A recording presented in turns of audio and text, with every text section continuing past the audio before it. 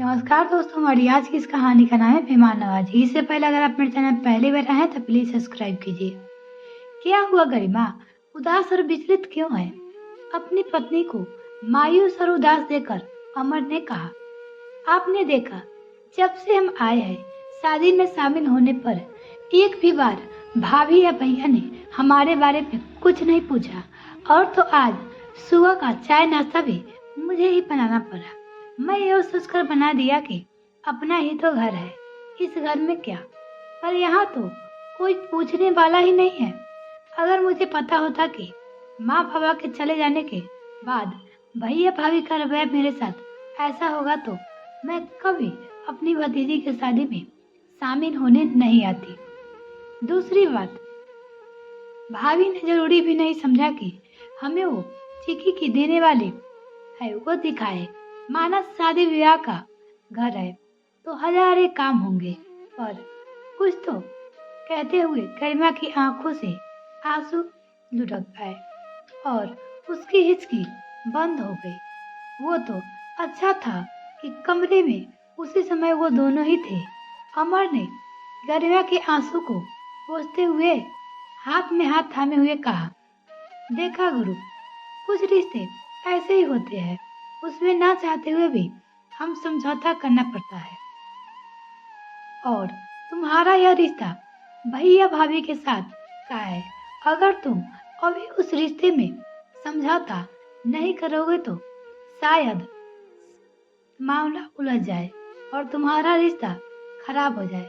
वो अपनी पत्नी से कहने लगा, परिवार और रिश्तेदार में थोड़ा बहुत समझौता करने से अगर परिवार और रिश्तेदारी बच जाए तो उसमें कोई बुराई नहीं है। वो समझाने लगा, अपने ही घर में जब तुम बेझिझक होकर चाय नाश्ता बना लेती हो तो यहाँ क्यों नहीं? ये भी तो तुम्हारा ही घर है। फिर अपने ही घर में अपने के बीच कैसे मेहमान नवाजी कहने लगे। तो अगर मेरे चैनल को अभी तक सब्सक्राइब नहीं किया तो प्लीज मेरे चैनल को जल्दी से सब्सक्राइब कीजिए। तुम भी मानती है शादी ब्याह के घर में हजारों काम रहते हैं तो फुर्सत मिलना जायज है, और जायज भाभी तो दोनों अकेले ही है, सब कुछ कर रहे हैं भाग भाग कर। तो तुम्हें नहीं लगता कि हमें आगे बढ़कर उनका हाथ बढ़ाना चाहिए? हम घर वालों होकर भी मेहमान नवाजे की तरह तो हमारे रहने का क्या फायदा? एक बात और, चिक्की को क्या देने वाली है उनकी? जब बेटी उनकी है तो उन्हें जो भी देना होगा, हमें क्या करना? वो कहने लगे, वैसे भी हम कब आए हैं शादी में सम्मिलित होने, एंड वक्त पर। वो तो चाहते हुए भी दिखा नहीं पाएंगे।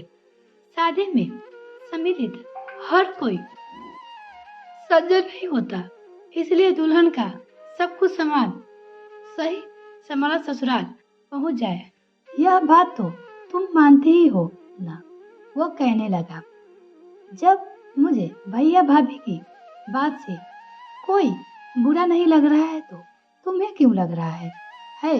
वो अपने ही मायके में वो अपनी पत्नी से कहने लगा, मुझे अपने लिए नहीं पर आपके लिए बुरा लग रहा था कि घर के पहले दामाद हो तो थोड़ी आफत पर आप का भी तो हक बनता है ना? गरिमा ने हिचकिचाते हुए कहा,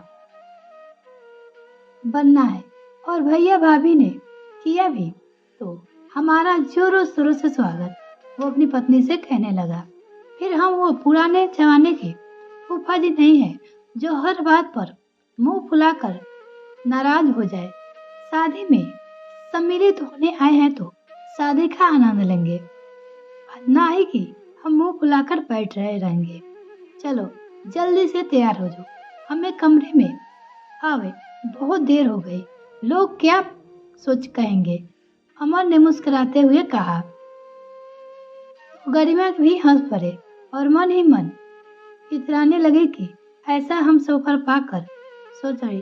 मिलते हैं फिर नेक्स्ट फ्रेंड, तब तक के लिए bye. Thanks for watching this video.